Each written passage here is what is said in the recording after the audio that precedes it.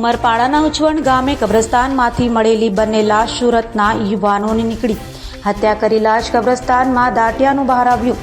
મૃતકના ખિસ્સામાંથી નીકળેલ ચિઠ્ઠીમાં લખેલા મોબાઈલ નંબરે મૃતકોની ઓળખ કરાવી હતી. મૃતક ગુમ થયાની જાણવા ચોક ફરિયાદ પણ લીંબાયત પોલીસ મથકે નોંધાઈ હતી. હત્યા કોણે કરી કેમ કરી એ જાણવા પોલીસે તપાસનો ધમધમાટ શરૂ કર્યો હતો. વાત કરીએ ઉમરપાડાના ઉછવણ ગામના કબ્રસ્તાનમાંથી મળેલી બે અજાણ્યા ઈસમોના મૃતદેહની. પોલીસ તપાસમાં ચોંકાવનારી વિગત બહાર આવી છે.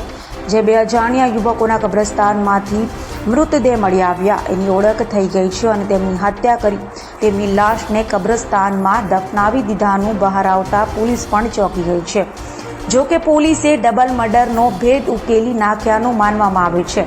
આ દ્રશ્ય છે ઉમરપાડા તાલુકાના ઉછવળ ગામની સીમમાં આવેલ કબ્રસ્તાનના અને આ જ કબ્રસ્તાનમાંથી બે અજાણ્યા યુવાનોની લાશ મળી હતી અને લાશ કોની હતી એની ઓળખ પણ થઈ ગઈ છે. અને હત્યા કર્યા બાદ આ કબ્રસ્તાનમાં બંને યુવાનોને દાટી દેવામાં આવ્યા હતા.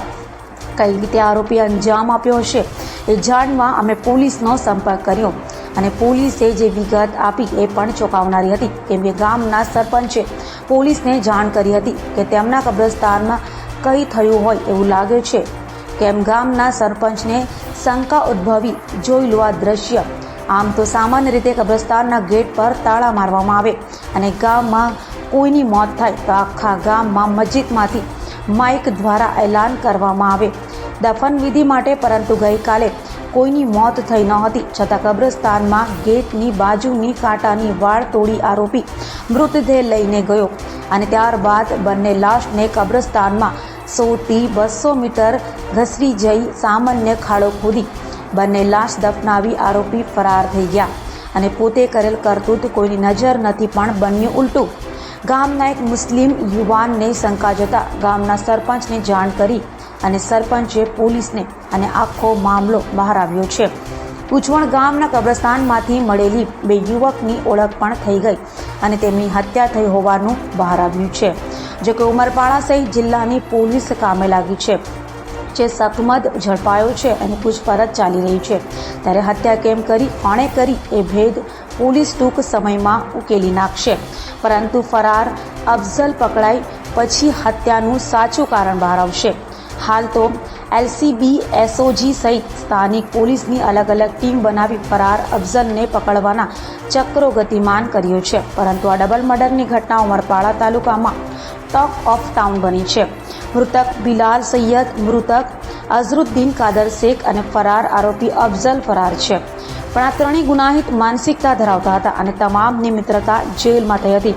ફરાર આરોપી અફઝલ નામે દાતા માંગરોળ ઉમરપાડા પોલીસ મથકે ગુના નોંધાયા છે. જ્યારે મૃતક બંને પણ ગુનાહિત માનસિકતા ધરાવતા હતા. જો કે ડબલ મર્ડરની આ ગુઠ્ઠીમાં અનેક કારણો પોલીસને સતાવી રહ્યા છે.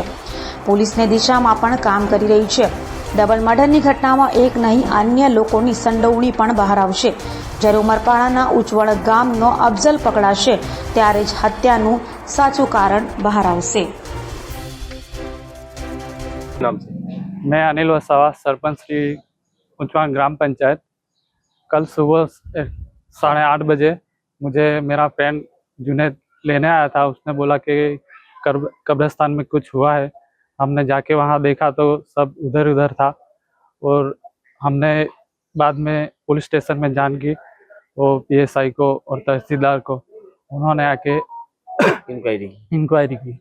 क्या मिला था, क्या हुआ था वहाँ पे 2 लाश मिली थी। अच्छा, क्या लगता है उसका कुछ बाहर के लोग थे? हाँ, बाहर के, सूरत के। मर्डर था? हाँ, मर्डर। तो ये गांव वाले को पता नहीं था कि कैसे वो लोग आए, क्या था? नहीं, गाँव वाले मतलब पुलिस अभी इंक्वायरी कर रही है? अभी इंक्वायरी चल रही है।